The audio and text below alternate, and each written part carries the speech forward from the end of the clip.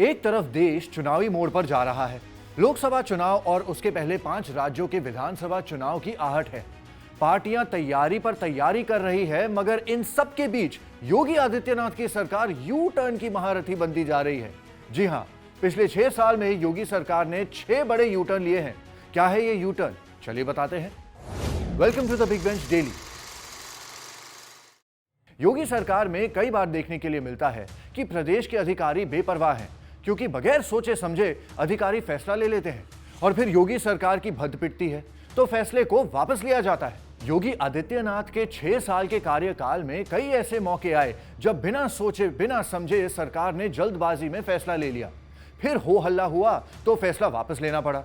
सितंबर के पहले ही सप्ताह में योगी सरकार की ओर से ऐसा ही एक फैसला लिया गया, जिस पर बाद में यू टर्न लेना पड़ा। दरअसल उत्तर प्रदेश के मुख्य सचिव दुर्गा शंकर मिश्रा ने एक शासनादेश जारी किया।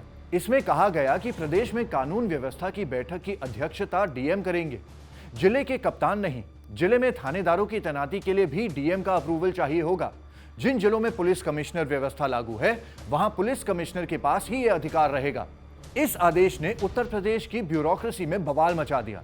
वैसे तो आईएएस और आईपीएस अफसरों में वर्चस्व को लेकर अंदरूनी लड़ाई हर सरकार में देखने को मिलती रही है, लेकिन इस आदेश ने आग में घी डालने का काम किया है। आईपीएस अफसरों ने दबी जुबान में अपनी नाराजगी जाहिर करना शुरू कर दिया। यही नहीं, अफसरों ने तो यहां तक कहना शुरू कर दिया कि कानून व्यवस्था भी आईएएस अफसर ही संभाल लें। खबर तो यहां तक आई कि पुलिस अफसरों ने कप्तानों से क्राइम मीटिंग को बॉयकॉट करने की बात तक कह दी थी। मामला मुख्यमंत्री की जानकारी में आया और रात में ही मुख्यमंत्री के आदेश के बाद आदेश को वापस ले लिया गया। अब सवाल यह उठता है कि जब मुख्यमंत्री ही नहीं चाहते थे, तब इस तरह का आदेश क्यों दिया गया? वैसे इसके पहले भी कई ऐसे मौके आए हैं जब योगी सरकार को अपना फैसला बदलना पड़ा था। जैसे सर्दियों में जब कोहरा पड़ा था, तब सरकार ने आदेश दिया था कि कोहरे में बढ़ती हुई सड़क दुर्घटनाओं को रोकने का तरीका यह है कि रात में यूपीएस आरटीसी की बसों को न चलाया जाए। इस आदेश का विरोध हुआ तो सरकार ने यू टर्न लेकर आदेश को वापस ले लिया। इसी तरह योगी सरकार ने एक और आदेश जारी करके कहा था कि सचिवालय सेवा की महिला अफसर भी मंत्रियों की निजी सचिव बनाई जाएंगी। इसका भी विरोध हुआ तो फैसला निरस्त करना पड़ा। इसी तरह सरकार ने 926 पीएसी के जवानों को सिविल पुलिस में शामिल कर दिया और तो और थानों में तैनाती भी दे दी गई। कई सिपाही तो दरोगा बन गए।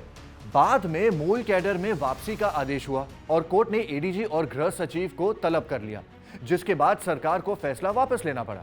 इसी तरह पुलिस के सिपाहियों को 112 हेल्पलाइन सेवा में ड्राइवर बना दिया गया। सिपाही कोर्ट चले गए क्योंकि सिपाहियों का प्रमोशन ड्राइवर से ऊपर हो ही नहीं पा रहा था। कोर्ट के आदेश के बाद सरकार को फैसला वापस लेना पड़ा। अच्छा, एक और फैसले के बारे में आपको बताते हैं। 2020 में योगी सरकार ने श्रम कानूनों में संशोधन करके कहा था कि मजदूर 8 घंटे की बजाय अब 12 घंटे काम करेंगे। रजिस्टर्ड कारखानों में बाकायदा इसे लागू भी कर दिया गया। बाद में बवाल हुआ तो यह फैसला भी वापस लेना पड़ा।